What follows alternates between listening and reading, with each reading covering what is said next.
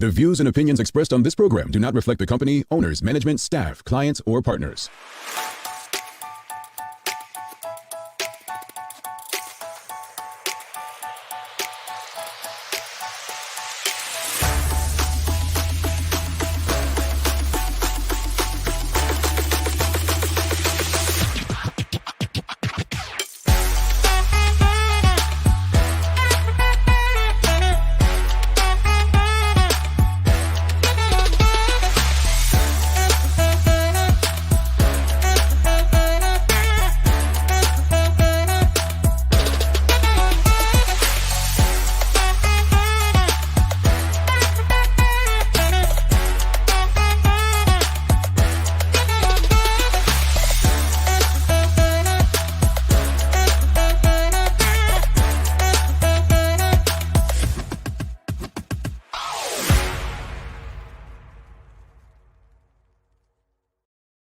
It's Wednesday, the 19th day of October, 2022. Welcome to the Daily Hour, brought to you by Medical House, One Communications, and Lindos. I'm Jamal Hartman.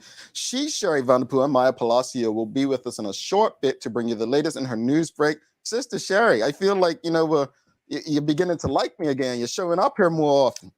I'm showing up more often, but I show up, more often enough for you to notice something about me.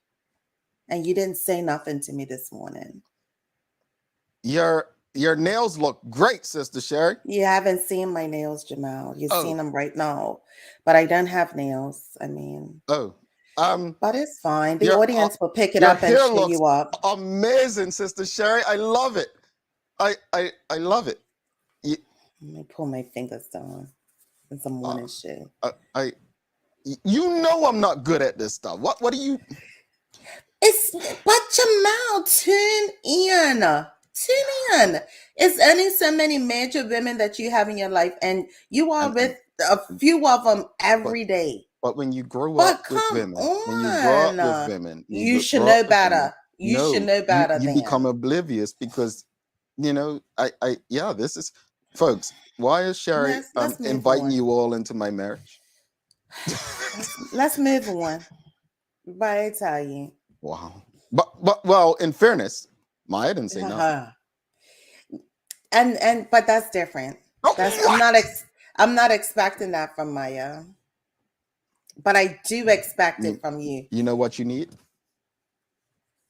No, I don't. You know what you need? I don't. I'm going to ask Nikki to burn that book. Yeah, we just got a message. You got a book. I'm to the internet. Excuse me. I love books. Anyway, folks, you know what time it is. Let me bring Sister Maya in just for a little pick me up. She wants a pick me up. Good morning, Maya. How are you? Good morning. I'm doing pretty good. Well, here's a little pick me up for you guys. Sherry. All right, here we go. That was for you, Jamal. Here we go. Want it. Yes, you do. All right. What is the biggest pencil in the world? Biggest pencil? The biggest lead? Something lead. The biggest pencil in the world. What is the biggest pencil in the world? Maya's really thinking. I don't know, Jamal. Where's the music? A tree? I don't know. Oh, yeah, that's a good one. A wood, some wood or something. I don't know. The biggest pencil in the world is Pennsylvania. I don't even like that one, folks. I don't even like that one. I'm just saying. Take me out, please. I don't even like that. I want to give it Maya. I can't rock with it, but somebody got it. Member Manuela John got it. I don't even like that one. I can't ride with that one, but I can't ride. Thank you so much. Why are they all picking on me? Showing that bell, what I do? Tell him, Sheffy. Sam Cat players go easy on him. Well, first off, easy. Greetings, everyone, and thanks for making us part of your daily routine. A good one today as we welcome the former opposition leader, the Honorable Marc Bean, back to the show to continue the conversation. The Daily Play is music today, so yeah. Want to give a big welcome to Weldon Wade, who's become a new member of our YouTube channel. So we appreciate, actually, he's part of the TDH community. So welcome to Weldon Wade. We appreciate your support in ensuring that this show continues to be a beacon of hope in our community. And you too can become a member of the Daily Hour community, or just a support or a fan, just hitting that join button underneath the YouTube video. And we'll be happy to welcome you with open arms. And gents, I think we have more men than women who have joined so far, interesting enough, because there's definitely more women who tuned into the show. But man, I appreciate your support, because you can see how this show started today. I got picked on because, I do manly things and forget to recognize certain things. And so not all men are like you, Jamal. Oh, this is true. This is true. Well, let's bring Maya in and see what she's got in the news for us. And then we'll bring in the Honorable Marc Bean shortly after that. All right. How's that? Okay. Sherry, I love your hair, Sherry. Thanks, Jamal. Oh, okay.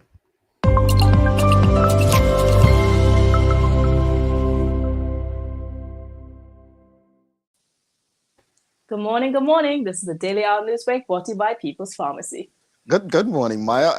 I like your wall in the back still too. You're so obsessed with this wall. I really am. Like, come on. That he noticed, Maya. That he noticed. and it's talking about it a second day. I'm gonna send Sherry some flowers, folks. She won't give me her address, by the way. She don't want me just sharing up her house. It is 121. I'll give it to you. Oh, okay. I'm gonna send her some makeup flowers. Maya, what you got for us in the news? What we looking at today? Well, topping the news this morning, as we all know, that the Delegates Conference will be happening tomorrow on the 20th, while today, actually on the 19th, we have the PLP invites the public to the annual General Conference opening night, which will start at 7 p.m. at the St. Paul AME Church. They're going to have a special guest speaker who will be the Prime Minister of Bahamas, and they'll have a lot of local performers as well who will be in attendance, and they're going to have it live streamed, as well as anyone in the community is actually welcome to this space as well. You going, Sherry and Maya? No. Oh. I think Maya's frozen. That's how she feels about it. I guess she's not going either. She is frozen. Maya, you going? No, I'm still here. Did you hear me? Yes, we did. Are you going? Am I going? No. Yeah. Oh, okay. I won't be able to be there. No, it's streamed. You said it's streaming. It is live stream. Yes, I might live stream the event. Yeah, but I'm not going to actually be there in attendance. Oh, okay. Well, I might see what it's about. It's nothing like having more things to talk about on the Daily Hour. But anyway, what else you got for us, Mike? Yeah, I mean, I might need to do the news break one day this weekend, give my opinion while doing so. But what you got for us, Mike? Next on the list today, we got, according to the Minister of Transport, the Department of Marine and Port Services will resume the published ferry service on the Orange route from Dockyard to St. George's. They had hoped to have this completed for the October to December cruise line month as well. The Transport Minister, Scott, also anticipates that we're going to have 166 cruise calls for the season. And he has also estimated an economic impact of $156.1 million, according to the potential passengers who might be coming off the cruise ships and going into the island and community. I know people have think bad things when it comes to cruise ships, like they don't spend money, whatnot. But literally, Bermuda needs all it could get right now. But on another note, you knew I was going to go here.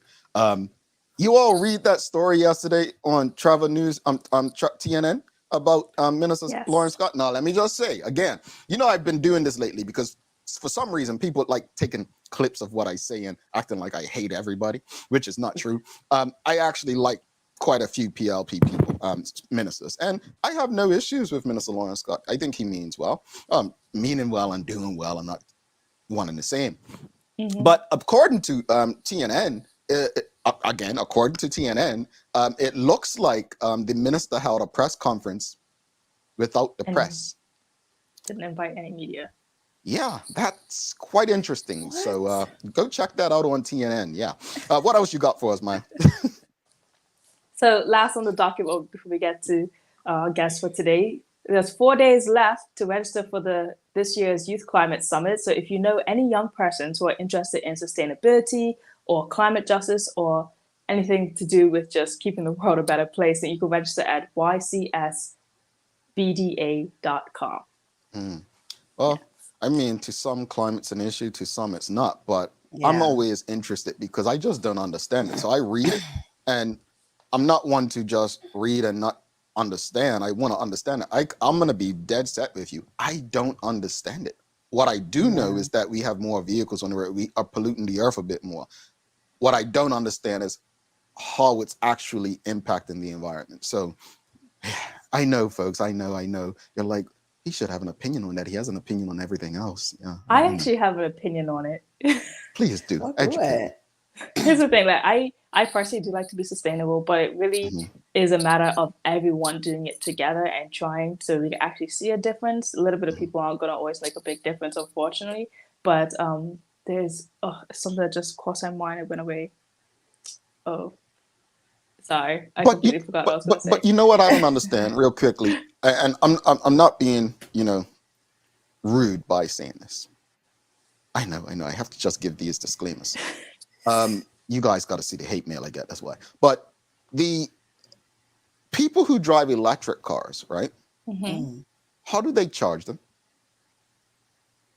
What do you mean? By How do they plugging them charge up, They plug them but into they can what? also the ports that are Yeah. like. And the ports are going into what? I get you. No, but I get and the you. reason I make that point is it's like It's just less gas. But what I was gonna say, but what's greater? Because you're not using oil, because Right. oil can't be remade. Like we only have what we have, like in the world, and we're really just using it and taking it all. So we have to Depleting find it. other alternatives. Yeah, because by the time you finish it, it's just done. But one thing I you- will We're- say, and now I remember it, is that everyone's like, oh, to save our children, save the world, save the earth. I don't think the earth will ever go away because of what we're doing. Mother Nature is very strong and she'll always recover, but it's us humans that probably won't recover from the mess that we do. So that's like my overall opinion about And it. the I think, pollution. I think Mother Nature will always recover. She finds a way to fight back. The earth will fight back. But Yeah. us, She whoops talking about ass. saving our Hurricanes, lives, yeah. earthquakes, you name it. She whoops. She always. if she just needs like a reset, Tsunamis. she'll reset it. Mother Nature's like a casino. The house always wins, right? Yep. And talking about Mother Nature and the weather, it's going to Yeah. be quite cloudy and a few showers, unfortunately, today. But we have a high of 81 degrees Fahrenheit, so it's probably going to be kind of misty out there once the showers stop. I mean, everybody needs a shower daily. So hey, get out, get soaked, get outside, do your thing. Don't You're do that. so Do not funny. do that. Do not do that, because you always say, well, Jamal tell me, dude, and now you're up on charges for whatever indecent exposure. Don't do it. What you got for us, Sherry? Days of the year. So, a question to you, Jamal. Are you a person that likes to make new friends quickly No. or easy? Yeah, I No. knew the answer. But what about you, Maya?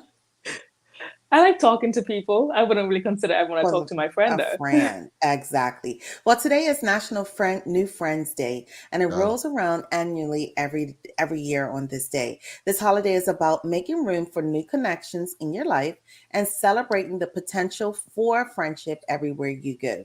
Research has found time and time again that strong social support is key to living your happiest, most fulfilled life. So go out there and add some new friends to your docket. But I think I'm with you, Jamal. Like, if there's associates, there's coworkers, and there's friends, and they can all meet different needs and support you in different ways. What wasn't it? Drake had that song, "No New Friends" or something like that. Oh, Jesus. No, but seriously, I think as I've gotten older, I'm just closer to my friends' friends, and I think the environment when it comes to work determines friendships for me. So I may say, oh, I consider, well, Sherry, like it or not, she's just family. Like, I mean, Maya hangs out with my daddy and the dog too. So you guys, I mean, once you meet Bella, you're pretty much family. But saying that, I think environment determines friendships at times. So I did develop the attitude where this is just work. This is not friends. But then I realized it's that environment, that setting. So if I go to work every day, nah, we're here to do a job. We don't need to talk after work. Like when I leave here, player, you stay there, I'm here. But there have been other environments where, Inter-Island Communications Hot 175, we were family. Like we got together, we had games nights, we talked to each other, needed help, you helped each other. So I think Just took a environments chance. determine it. Yeah, Yeah. for sure. Maya, Oh. don't do. I It surprised her too. That's the funny thing. Maya, It I'll talk to surprised you. her. I'll talk to you at the show, Maya. Bless you, Maya. Bye. All right. Bye. Talk. All right, folks. Maya Palacio there. We've got the Honorable Marc Bean coming up. Do not go anywhere. We're going to continue the conversation. As Maya said, we've got the PLP Delegates Conference. Really begins today. And yeah, you don't want to miss this conversation, especially if you missed part one.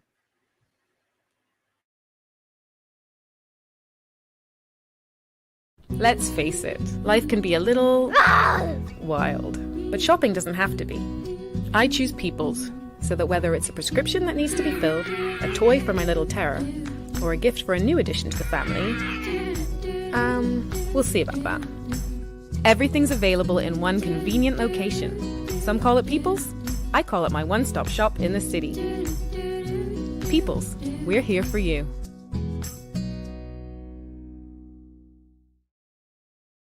Welcome to the new bulk store, Lindo's Next Level. Wake up in the morning with enough coffee to keep you running throughout the entire day. Your pet at home deserves the best. Stock up on dog food to keep your puppy happy. Need a quick, tasty lunch at home? Your chicken nuggets will be jumping right out of the freezer. What's a movie night without popcorn? You can never have too much. Lindo's Next Level. Why go anyplace else? Mom's celebrating her 70th birthday next month. Have you noticed her age is catching up with her? Yeah. Plus, she's having a hard time getting up and around like she's used to. I would sure hate to see her fall. At Medical House Limited, we can help make life situations easier. We have electric beds, motorized scooters, bath stools, walkers, you name it. Mom's been real good to us. We'll get her birthday and Christmas gifts from Medical House. Medical House has relocated next to the Dandy Town Field. Number 6 Bakery Lane, Pembroke. Telephone 292-3622. Alrighty, welcome back to the big show. She's Sherry Vanderpool. I'm Jamal Hartman. It's the Daily Hour brought to you by Medical House, One Communications, Lindo's, and People's Pharmacy. Folks, don't forget, you want to be like Manuela John. You want to be like our latest new member, Weldon Wade, who just became a member of our YouTube channel. Please ensure you register. You don't want to miss out on what we have coming up. Just hit the join button. It's right below that YouTube video that you're watching. For those who are watching on Facebook, we are going to share the YouTube video link for you right now. You want to switch over to our YouTube channel where you can continue to watch the conversation, engage in the conversation with the Honorable former leader Marc Bean. Here is the link. Just click that link and you will be led to our YouTube channel to enjoy the entire conversation with the Honorable Marc Bean. So for those on Facebook, you want to switch over right now. All right, without further ado, it's time to bring in our guest for the day. We've got the Honorable Marc Bean. Welcome back, sir. Hold on. Let me get the crowd going for you. Yep. Oh, we got it. Yeah. I'm just saying, look. Yeah, the new sound effects, Jamal. You're sharp. I tell you, we got the car horn just for you, right? Because I was thinking White Hill. I'm like, Arnold Mendes, Weston Connors hits somebody's car, alarm goes off. So I just thought it was fitting to add that for you. But welcome back. Morning. Morning, Sister Sherry. Nice to see you. Nice to see you. It's been a while. Yeah, absolutely. Yeah. Long time sister and queen, Sister Sherry. Oh my. Just making me look even worse for not. Yeah, this morning. Okay. Yeah, man. Look, welcome back. And really want to continue on from where we were. But before we even get into that, it seems like every time we get together, right? Whether it was 4 years ago or 2 weeks ago, there's your name comes up in the pulpit.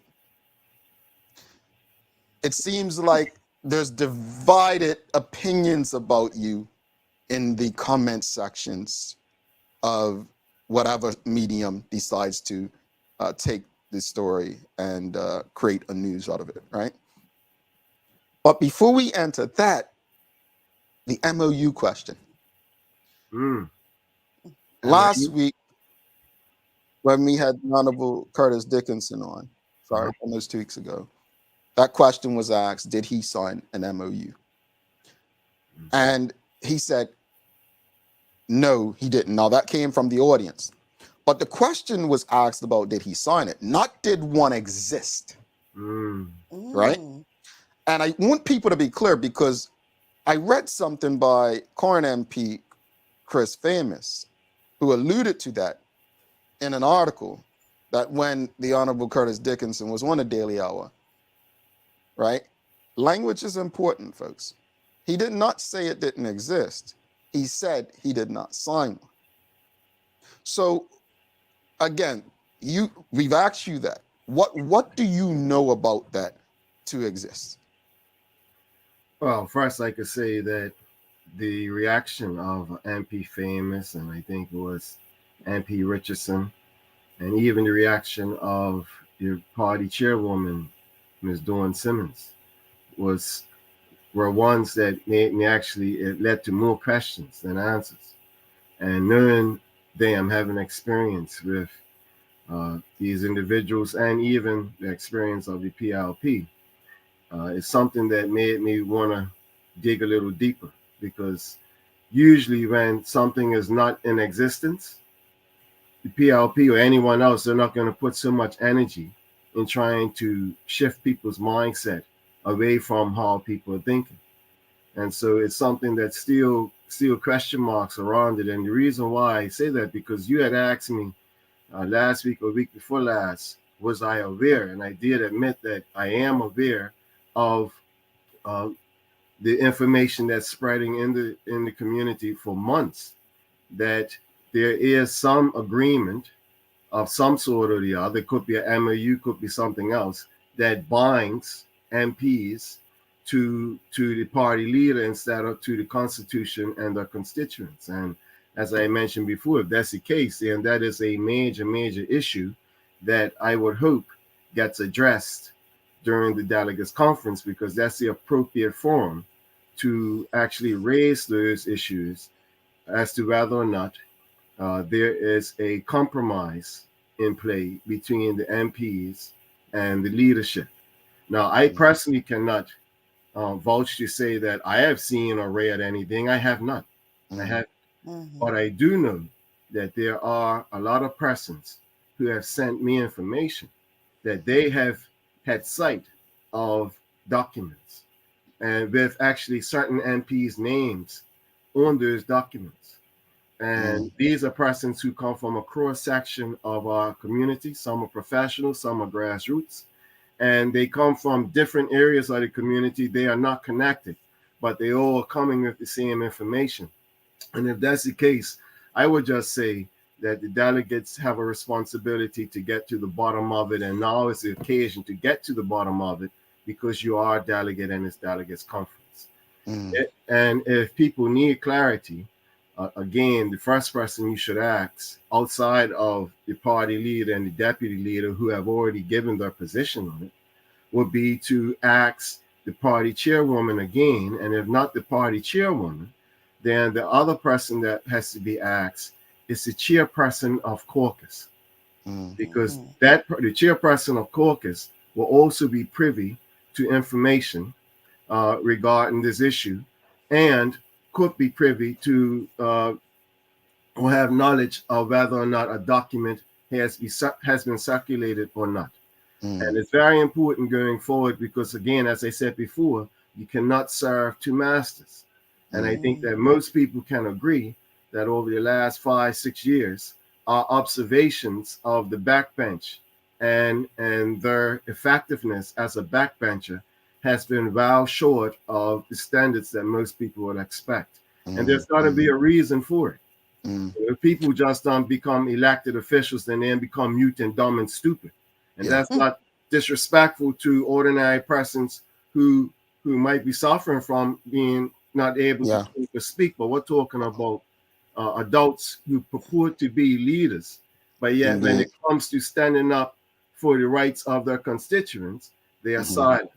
And so Well, if yeah, that's the case, we need clarity. Well, I don't need clarity. I think the I think people the deserve delegates clarity. need clarity. Yeah, indeed, indeed. I want to move on. We have a lot more to discuss, but Yeah. I also want to mention, again, as I said, your name comes up pretty often after you've spoken publicly with various opinions. I just think it's only fair to ask you. Mhm. Your name weren't called necessarily, but the term "failed leader" What are was you used. referring to? Pastor Tweed, Reverend Tweed. Mm. Um, what is? I mean, what would you say to Reverend Tweed in response to, every time you seem to go public with us, at least there seems to be an opinion regarding you. Well, opinions regarding myself is neither here nor there. I was invited to express my thoughts, and as a result, I have to be prepared for persons to agree or disagree with what I'm saying, regardless of who that person may be. And it's not the first time. Reverend Tweed will not be the only person who has taken to social media and attacked me personally, right? And said things which, if I wanted to, I could respond.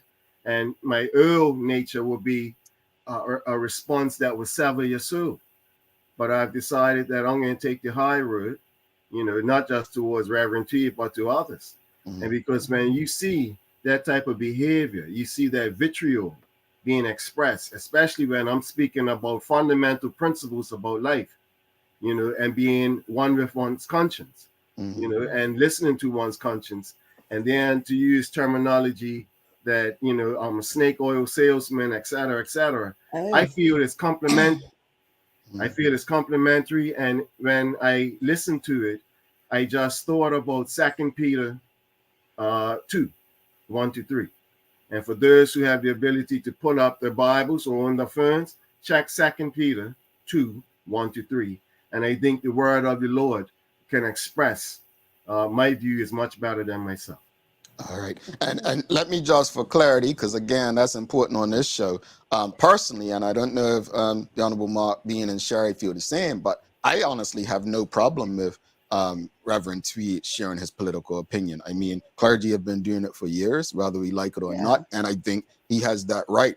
I think, it's only right that, at least when he's made directed comments, and again, he didn't call you by name, but I don't think, I think most of us are smart enough to know who exactly he was speaking about. But let's move on. Look, there was a debate between Premier David Burt and Mr. Dickinson on the weekend. Mm-hmm. Simple question. Why do you think David Burt would want to debate Mr. Dickinson or debate Craig Kennener? But literally, the only excuse to not debate you was because you can't fill a government based on the amount of people you had running for the FDM. And why do you think he believes he's smarter than everyone else to the point where they wouldn't even think that he's afraid to debate you? Why do you think he'll pick this fight but not with you? Well, it worked because he is able to avoid a debate and he got a green light by the community, and the reason why he will probably be hesitant of debating myself is because out of fear, nothing else, no other reason, but out of fear. Let's talk to Mr. Dickinson. He seems to be criticized by some in the PLP for not being PLP enough. In fact, it's being claimed by some that he's the pick of the OBA, the Royal Gazette, and the enemy, right? I've been accused the same. Yeah. Yes. However, the premier, based on these WhatsApp messages that have been shared going around, has been endorsed by 2 PLP MPs who are former leaders of the UBP. What are your thoughts on that? Strange bedfellow is self-interest forces you to position yourself in, and people have a tendency to choose the side where they think their bread is buttered. So there's nothing new under the sun.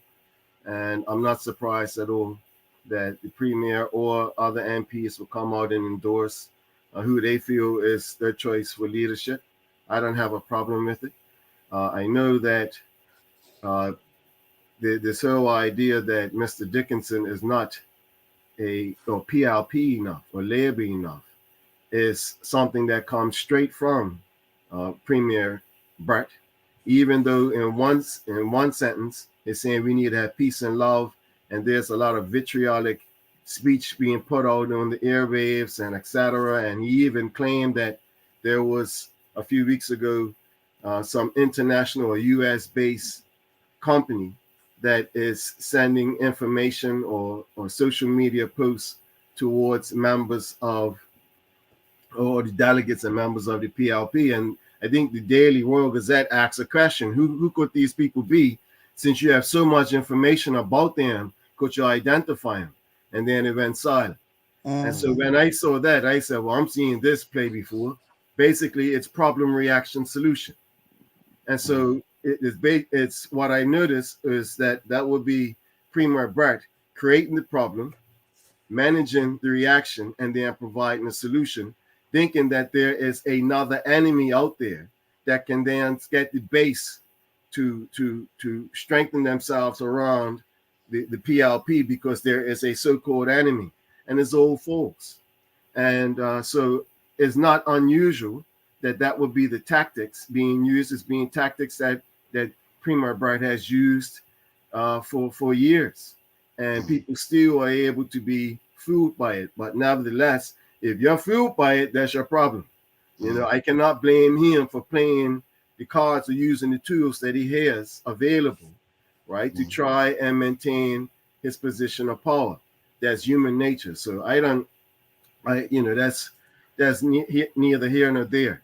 What I think we should take an opportunity to, during this hour or a few minutes, is to discuss what I think is being promoted by Premier Brett and others and his mouthpieces on social media.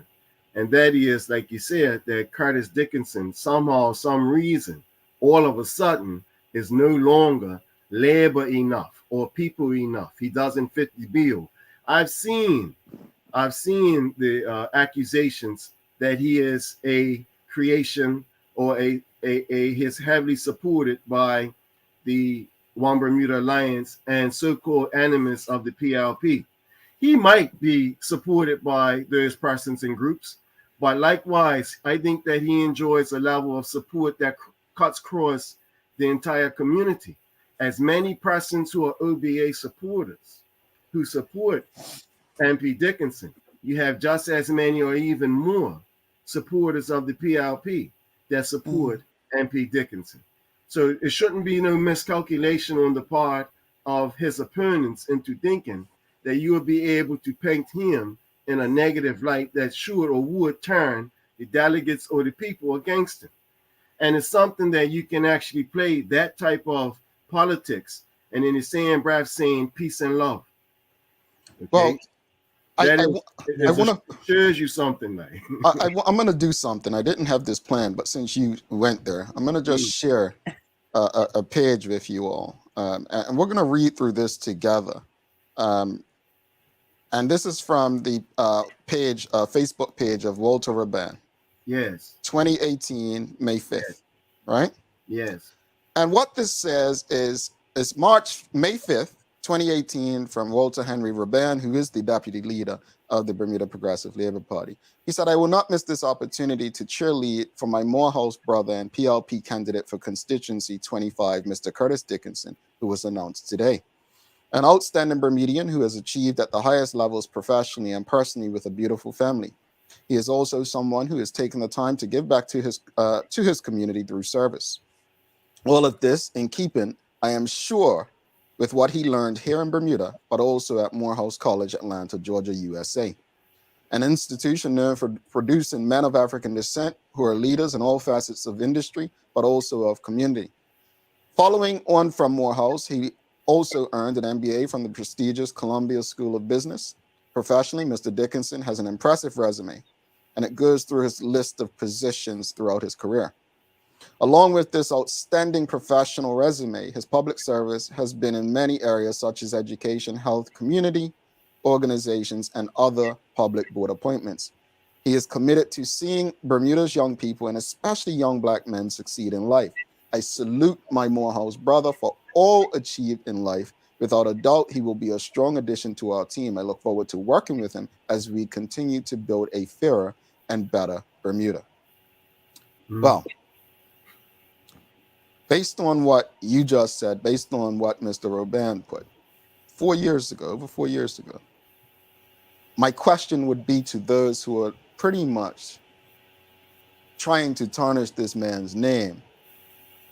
What changed between now and then outside of his resignation, in his own words, because he refused to compromise his principles and integrity? That's a question for them. Sticking with Dickinson and Ming, they've both spoken about integrity leading up to this leadership challenge. Do you agree with this strategy? And what would you say regarding the PLP and integrity from your own experience? What do I think about that approach? I think it's a miscalculation, and I will explain why. And it's something you use the term cheerleader, and I think that's appropriate. And the fact of the matter is that when you are a cheerleader, there's nothing that stops you from changing your jersey or your pom-poms or the color of your pom-poms. And this is what we see has occurred with the deputy premier, who, like you say, a few years ago was a proud alumni and contemporary of Curtis Dickinson. And now all of a sudden, as a result of him taking a stand, right, for the sake of protecting the taxpayer, all of a sudden he has become villain number 2. Yeah. For years, for a few years, he is not just the best thing since sliced bread, he is the best thing since sliced raisin bread. Now, right, no one in the PLP acts like the man as if they know him. You know, and I consider that to be a grave miscalculation. And let me explain why. What the PLP during this leadership contest is pushing, what the Premier David Brett is pushing, is his idea that they are operating on a mandate that was received in 2017's election, and it was reinforced in the 2020 election, a mandate of pursuing a progressive agenda. And these are words that the Premier has used on numerous occasions over the last few weeks, especially in regards to this leadership contest. And by saying a progressive agenda is to paint Curtis Dickinson as a conservative thinker and actor, as if that's a sin. Okay, that's the first miscalculation. Okay, and so when you see this whole idea of a progressive agenda, I suspect, and I'm not being disrespectful to people in the public, but I suspect if you ask the majority of persons who are not as attuned into politics as others, they will tell you that when you say progressive, you're thinking of progress. Anything that reveals itself to be progress or improve in your life or the environment is something that you can attach yourself to because it's progress. But progressive doesn't mean that at all. It doesn't mean progress. So it's important for persons to get themselves educated to understand what their leaders are telling them that they should support, or telling them unconsciously that this is what you support anyway. Okay. And so, because the juxtaposing that idea of progressiveness with conservatism, i.e. Curtis Dickinson. Let me break it down then. So my children, my 8-year-old daughter can understand. And I'm saying it because I'm not going to seek to speak above people. I want people to understand, especially the delegates, to know the distinction between one idea or ideology and another.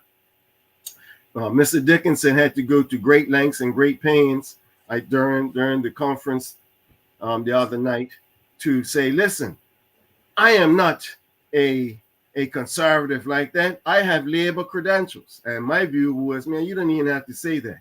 Just go ahead and present yourself, present your vision, because the people themselves, once they understand what you're presenting, many will be able to relate to. You don't have to go on the defense because David Brett has sent out these false accusations to make people think that you're something that you're not. Just remain and be yourself. Maintain your integrity. Okay? Integrity. Mean what you say what you mean, and do it. Yeah. Okay? That's what integrity is. So let me explain real quickly, in my view, how people can understand the distinction between what Mr. Dickinson and what Premier Brett are promoting. And both are equally right to be able to go and present it. Is their view, and you can either accept it or not. There are two types of government, or two types of personalities amongst human beings from the beginning of time that basically directs or informs the way that they govern or lead, whether it's their family, whether it's their community, or whether it's society as a whole. Even you will see it leadership in all areas of business, etc. You are either going to be a person that advocates control, or you're going to be a person that advocates freedom. Okay. Now, when you are advocate of control, behind that you speak words like we need equality and we need justice. Well, let me peel back a layer when we speak about equality. Let me make myself clear. In this physical realm, there is nothing in this physical realm of creation that's equal. Okay, even identical twins. If you go to see the Canes brothers, for example, who to this day I can't tell the difference unless many people can't. Yeah, many people can't. Right, but they're identical twins. But I bet you they don't have identical fingerprints. Okay, so there's nothing in the physical realm that is equal, except the conscience that exists within every human being. Even that's a challenge there. Well, some people don't have a conscience, but if you're speaking about the basis of equality, it's the equality of the soul. It's not equality of the flesh. What creation is based on diversity. It's not based on a homogeneous idea. I actually want to Google something you just said, because I find it quite interesting that identical twins can share the same DNA, where if they got a DNA test for a child, you couldn't tell which is father, but they have different fingerprints. That is interesting. Like if one gets a major disease, the other one literally because of genetics will get it. So that's interesting. That fact is interesting. Check it out. Diversity. The whole idea of us living in the physical realm is to find unity within our diversity. Not everyone to be unified and like robotic and we're all a cookie cutter. Since you're talking about the conservative and progressiveness, I want to talk about business, because at the end of the day, the economy is the backbone of the country, right? With a functioning economy, you can pretty much fix a lot of problems. Let's just be honest, right? How do you believe? And we asked the Honorable Renee Ming this yesterday. The business community will react to the results of the PLP Leadership Challenge. And this question is really coming from in the US, right? Around the world, not just the US. But the stock market responds to the sorry, I had to throw my keys to my wife. No problem. Real time, folks, real time. We noticed that stock markets and business usually respond to elections around the world, right? How do you think the business, and when I'm speaking business, I'm not just talking about IB, who traditionally will do their thing, but smaller businesses right now are literally, they're shutting down on certain days of the week. They are, changing their hours, right?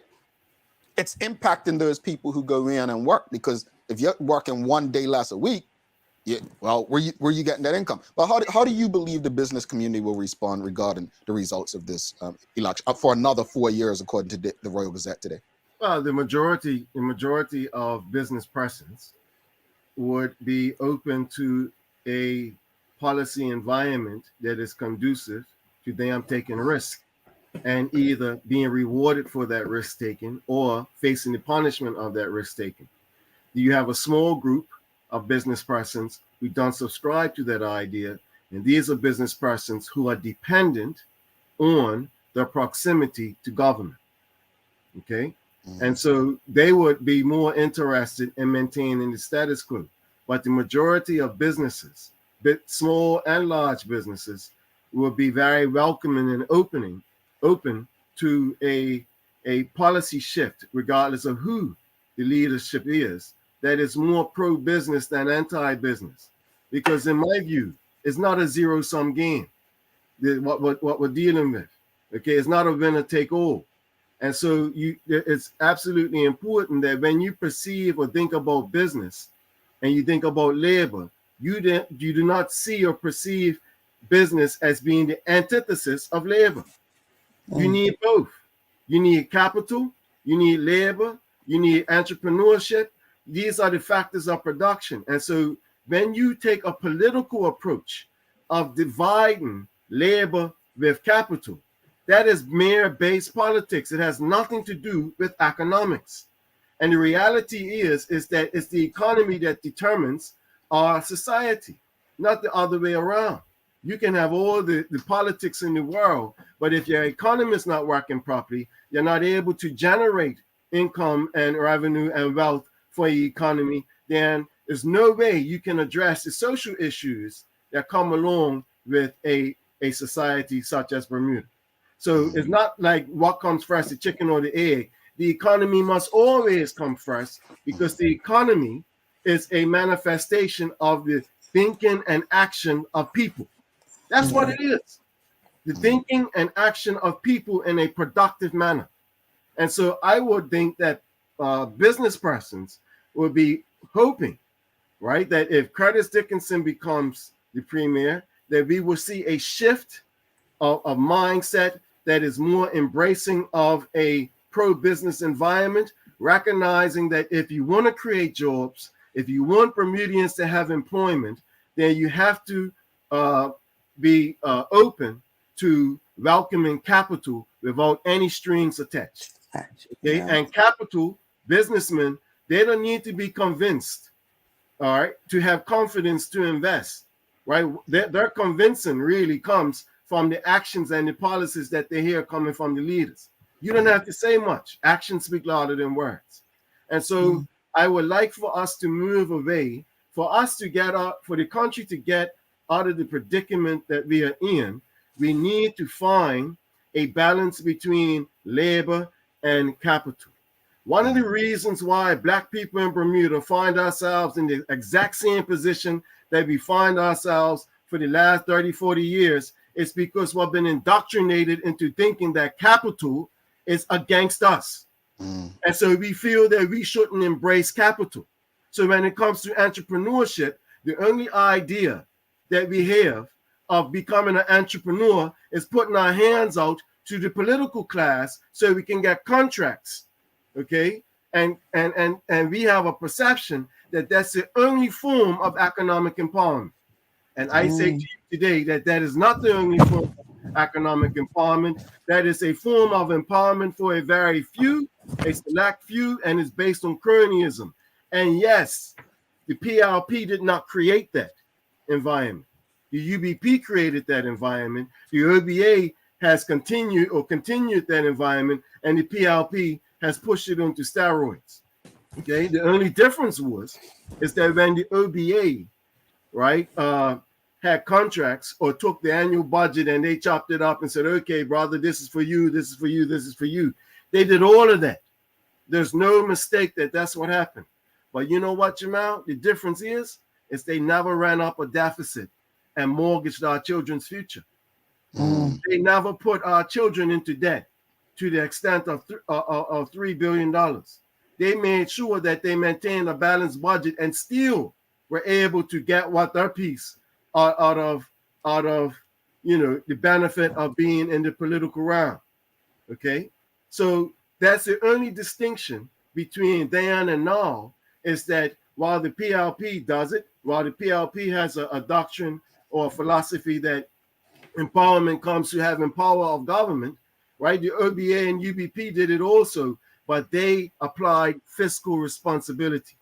And that's what I think Curtis Dickinson has been articulating over the last few weeks and months. And for anyone to get up and say, well, that's not PLP, again, these are persons who don't really understand what they're talking about. Yeah. I don't want to lose people. I want to keep the audience involved. I don't know what book it is, but I've been reading this for about 4 or 5 years. It's the Defeat of Black Power in the U.S. And it's books like this that will tell you, Black people in particular, just to make your point, we're the only group of people that are focused on building political base before economic base. And I think we've almost been taught that business is the enemy of progress. That's right. So I concur. It's a grave mistake, a grave error, a grave ideology. Before we continue, just want to thanks Weldon Wade again, new member. As he said, folks, as well as Mark obviously Phillips, a member, get the likes up if you appreciate the conversation with the Honorable Marc Bean. Just show him some love. We want to also recognize that Charles H. Jefferson II says, I completely agree, labor is a necessary part of the economy. And then go ahead, Sherry. Let's go. Okay, trying to move on. If you're a delegate, Mark, if you were a delegate, what would be the deciding factor in how you vote? Wow, I haven't even considered that. If I was a delegate, the deciding factor for tonight or tomorrow will be based around whether or not is what the premier is presenting. Do I see what is presenting as tangibly being able to improve the conditions of myself, my family, and my community? And vice versa, on the other side, is what Dickinson is saying, the best approach to improving our conditions.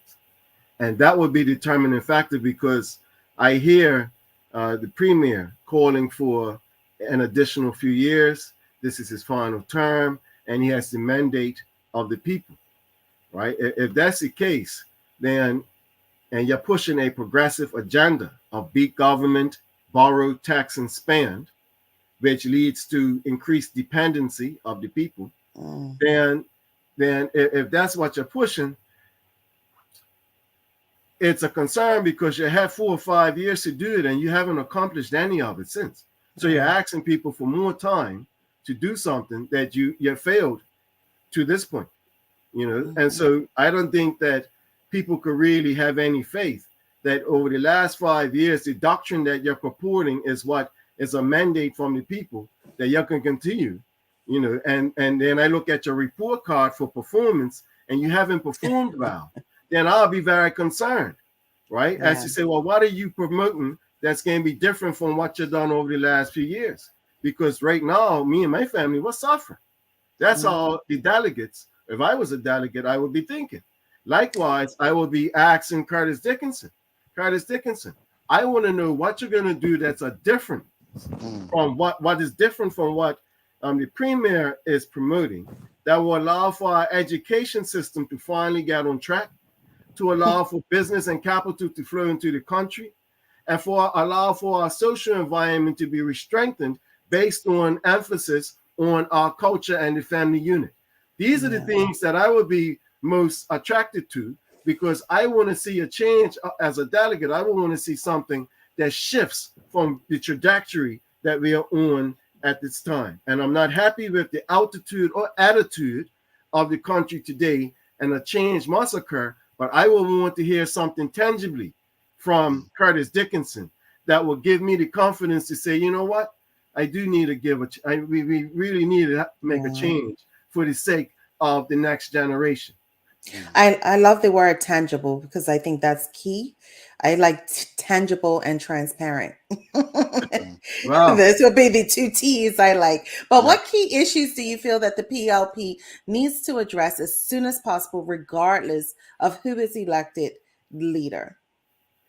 The biggest well, I would say that the PLP suffers right from now from a deficit of morality, a deficit of honor, a deficit of integrity. So the biggest thing that has to be changed is internal. Our attitude has to change internally. If you think that the PLP has been leading and governing in a manner that served the interests of everyone for the last 4 or 5 years or even 20 years, then I think that you should go and have a rethink, or consider whether or not what you find to be beneficial is just beneficial for yourself while everyone else is suffering. And that's not the approach that you really want. So I think internally, the PLP needs to be cleaned up. I've seen behavior over the last few weeks that reminds me that nothing has changed, nothing at all. That I don't see honesty. I don't see integrity. I don't see the characteristics that encourage me to feel that the PLP is changing direction. And for the sake of the country, right, I love the PLP enough to try and challenge it and clean it up, because it needs to be cleaned up. And so that would be the first and primary area that I would like to see change, is the change of thinking and actions within the people, starting with the leadership. You know, everything else can follow from an economic and cultural perspective, because that will determine what you're going to do from a policy perspective. Your attitude determines your direction. Well, they always say you got to get your house in order, right? Correct. And that means not changing the curtains. Yeah. Renovations sometimes is not just changing the curtains or the carpet. Sometimes you need to chip away at the walls because your walls weren't set properly, and so the whole edifice is leaning. Okay, so you can change the curtains, right? But Bermuda doesn't need a change of the external. We need a change of what's substantial, the actual structure. You need to get rid of the mold, actually. But what advice would you offer to whoever is successful in the PLP's leadership challenge? Well, if the delegates decide that David Brett needs to continue, I will hope that David Brett does something that has never showed an inclination to do, and that's change course. Don't be so arrogant that you think you know it all. And a lot of people said that on numerous occasions, that one of the vices that David suffers from while having a brilliant mind is that he is sometimes very narcissistic. And so I hope that he uses this experience to change and shift gears, because the country needs it. And the people are desperate to have that type of leadership. And that's what I would encourage him to do. Likewise, if it's Curtis Dickinson, I would ask Curtis Dickinson to seriously consider an alternative route or approach than what David Brett's been doing, because the people are desperate for it. And when you speak about how, you have the OBA and Curtis Dickinson has been accused of being an OBA person, et cetera, to be honest, that's not true. I'm going to tell you straight that while you have OBA persons and bloggers who are expressing their support of Curtis Dickinson, the majority of the population in Bermuda are supporting Curtis Dickinson because they're tired of what they're experiencing. Yeah. And so I would ask him, right, so as not to be selected by virtue of being the best alternative to what is, I would like to hear something more substantial. I would like to see something more substantial. I would like to see more advocacy and actions towards economic development and empowerment at a level where you have a reduction of government's influence, you have a promotion of the private sector, and you finally have persons have the ability to do for themselves. You can't do that or accomplish that with a progressive agenda, because progressive agendas are based on redistribution of wealth. What we need to do is have wealth creation, not wealth redistribution. But you're talking, what you're saying right now, while it may be true, while it may be accurate, while it may be the blueprint to helping even the person at the lowest, this talk is seen as, no, this is why we can't have Marc Bean, because he would want to, the same thing to do to Mr. Dickinson, fire everyone from the civil service, or taking away these social benefits. I'm going to quote Craig Kennan there before the last election, the 2020 election. If you actually took the time to listen to what he said, he made a lot of sense when he said this. The best social programs are jobs and opportunities. Mm-hmm. Folks, Yeah. think on that, because there's a consistent message with the likes of Marc Bean himself, the likes of Mr. Kenner, the likes of people who you've been taught to hate. Listen to that part, taught to hate. Yeah. Mm-hmm. Mm-hmm. There Well, is another way. Go ahead. well, what I'm speaking of, what I've always promoted, actually doesn't come from someone out somewhere outside of our culture. Mhm. What I speak about in terms of self-improvement and doing for self is something that came from Booker T. Washington and flowed straight up to Marcus Garvey, right up to the Harlem Renaissance. And it was only once you got to the 1960s when you had the Great Society policy introduced by Lyndon B. Johnson that you see a shift away from these core principles, conservative principles, that has held and strengthened most people, most cultures around the world. And so I would say that you mentioned something that popped in my mind that I wanted to make mention of, in terms of it'll come as we speak and communicate. But, all right. I don't see nothing wrong with having a conservative approach, because when you speak of conservatism, you know what that means, Mal? It means what we talked about last week. When I mentioned that we need to go back to the way things were. We need to raise our children the way we were raised. And most people will shake their heads and say, for real? Yeah, that you're right. Well, that's what we mean by conservative. Conservative means a person that hurls on to their culture.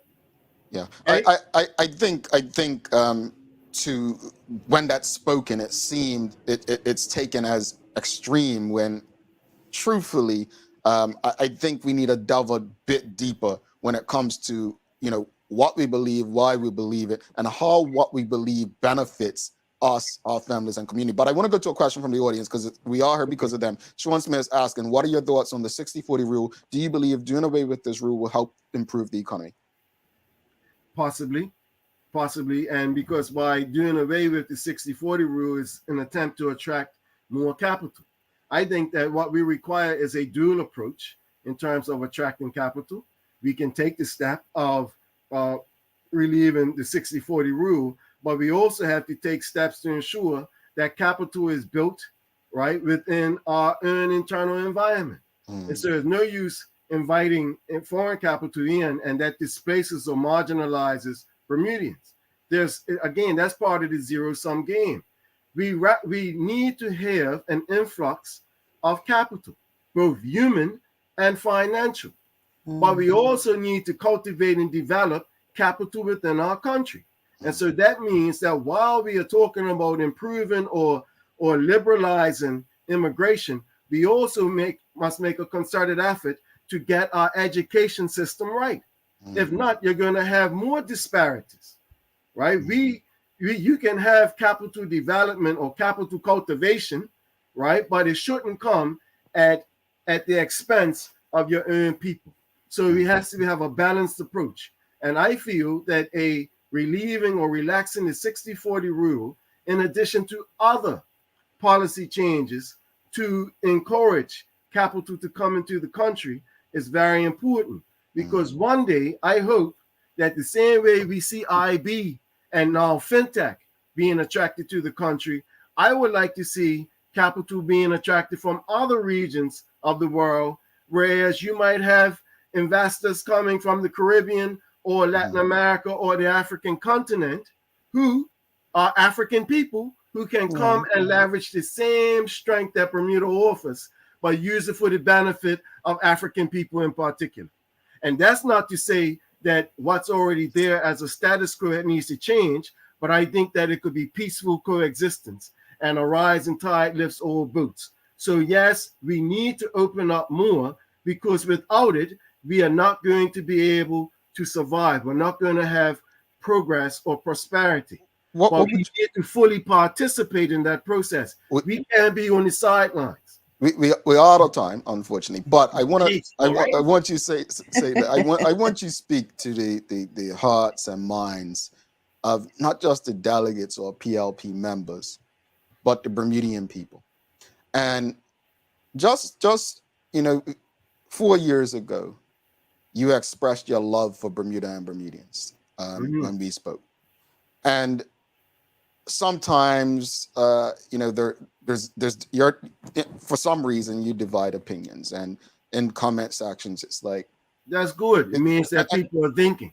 Right. And I actually I want people to think. I like that. But speaking to everyone, not just because what I like is you're not speaking to those who agree with you or disagree with you. You're speaking to people. Just what would you say to people who maybe are thinking or considering what you're saying, but also to those who dismiss what you're saying before even listening because it's you? Just a parting message to them today. Well, for the latter, that's that law is not mine, because knowledge comes from many angles, many views. And if you close your mind to knowledge and information, then you're more poor for it. It's not the person who's offering the knowledge, it's the person who refuses to receive it. So I cannot it doesn't matter to me whether people reject what I say or not. Likewise, those who do listen to what I say and it makes sense, I will encourage them to contemplate, meditate on it. And if they see the wisdom within it, see how they can apply it within their own lives. That's the whole purpose of sharing information and knowledge, is that we can go from strength to strength. Now, I know that you might disagree with what I say in terms of my philosophy. I'm a person that I love freedom. I do not like control. I rather persons, from a political perspective, to have the freedom to be the masters of their destiny than me think that I have the power to determine other people's destiny. I like the freedom. I love smaller government. And just put it this way, the reason why our cost of living is so high in Bermuda is because the cost of government is too high. The first step in reducing the cost of living in Bermuda is to reduce the cost of government. But in order to do that, people have a perception that there's going to require a sacrifice within the public realm, right, where people have to lose jobs or whatnot. I don't think that's the case, but we have to make some adjustments. And that's why I think Curtis Dickinson is a person that best represents the aspirations of the country. I think it's irresponsible for our generation today to then go ahead and allow the current politicians, the current political class, to use a credit card that's in the name of our children and grandchildren to go and spend it and basically bankrupt or take the opportunity for our grandchildren to have to have the power to grow and succeed. Because that's what happens. The politicians get the benefit of these funds today, and our children and grandchildren have the burden of paying it off.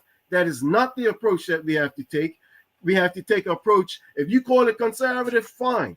But we need to take a approach that allowed us, that Bermudians have used for the last 400 years. And that's called fiscal prudence. You don't spend what you don't have. Okay. And so if that's conservative, then I will vote for Curtis Dickinson every year, every single opportunity, because I'm going to tell you, Jamal, what I'm explaining is the pathway that allowed our parents to build a house or build two houses. It didn't come by running to the bank. It came from saving and working together. And those type of principles, you can call them conservative. I call them old school. It worked yesterday. It will work today. I don't see how any other ideology that's proven to be a failure can be successful for the benefit and upliftment of our people. So I think that we have to return to the way in which our parents raised us. We ignore that at our peril. It would be like the careless Ethiopians who go down in Babylon. We must avoid it at all costs. Appreciate it. And I think I appreciate these conversations so much, because we learn through these conversations, not because we agree, but because we think. I always say, I'm very opinionated, but me sharing my opinions isn't to necessarily change your mind, but it's to encourage you to think. So thank you for always sharing this, and obviously the audience out there sharing their love for you. We know you're a busy man, but we'll be reaching back out to you. We have a lot more to discuss on this. Bermuda has issues like any other country. Yeah. The challenge is we're much smaller, right? And I think because we're smaller, we don't take advantage of the relationships that we have and we build to actually address the problem. So I appreciate you. Thank you for coming on a second time in 2 weeks, knowing how hard it is to get you once every 4 years. So the people appreciate you, and let's keep We in gotta have touch. a part 3. Part three, I will. My last, because we have so much that we can unpack, that I think we need to further these conversations, because if not, then our people's only being raised off of one type of information and it's never been beneficial to us. So I'd like for us to have our follow-up. I'll make myself available. The last word that I will give to the people, whether it's the delegates tonight or the last or next few days, or the people as a whole, and it's something that I think I was accused of being a snake oil salesman. I want everyone to follow their conscience. Let your conscience be your guide. That's what you're doing here today. Let this be the first step, right, to tuning back into yourself. All righty. Gotta go. The Honorable Marc Bean, thank you so much. We'll be in touch. All right, folks, if you appreciated that conversation with the Honorable Marc Bean, give us a thumbs up, a love, a like. Make sure you share these conversations with your friends and family. I want to thank Sam B for becoming the latest member of our YouTube channel. Folks, you too can become a member. Just hit the join button beneath it, this video. But also, please make sure you give us a like, a thumbs up, love it, whatever. Make sure you're commenting and share it. The link, just share the link with your friends and family. This is good information.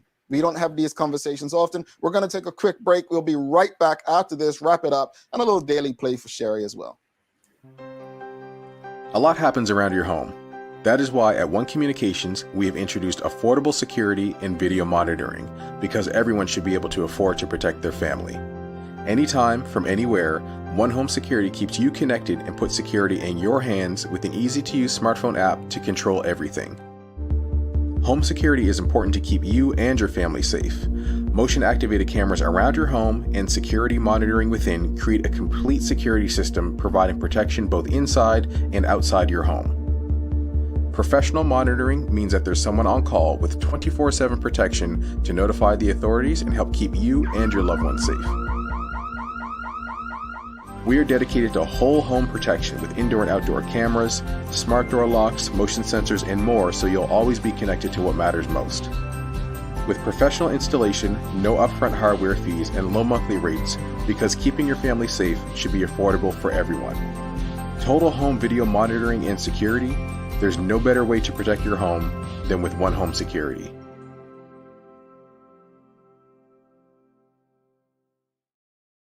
All right, welcome back. Thanks again to the Honorable Marc Bean for coming and having yet another conversation. And when I say appreciate Marc, it's not easy. Marc doesn't just do public conversations, right? So I honestly appreciate him twice in a month, and we'll have another conversation, because I think whether you agree or not, the question, it makes you think. These conversations make you think. If you haven't already, please make sure you're subscribed to this channel so you know the next time he's coming on, so that you don't miss other conversations like this. So just hit the subscribe button, hit the like button, and make sure you join as a member.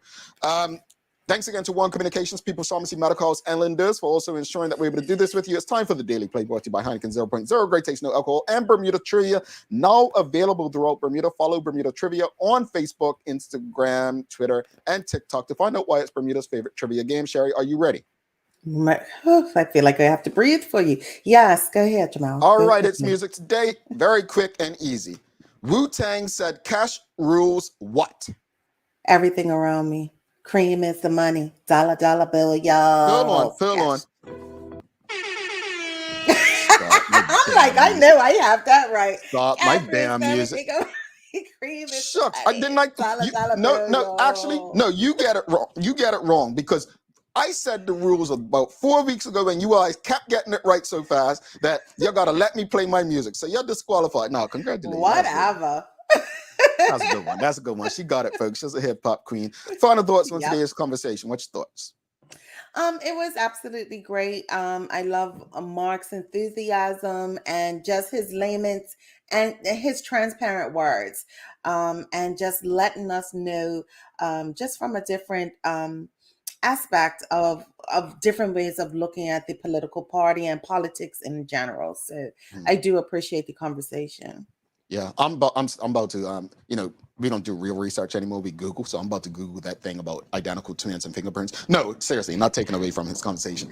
I think I appreciate Mark as a businessman first. As a human first, a conscious human, and a businessman second. Yeah. And I think those are the kind of people we need in politics. We need independent, free-thinking people who, don't need politics to, make a name for themselves or to build their wealth.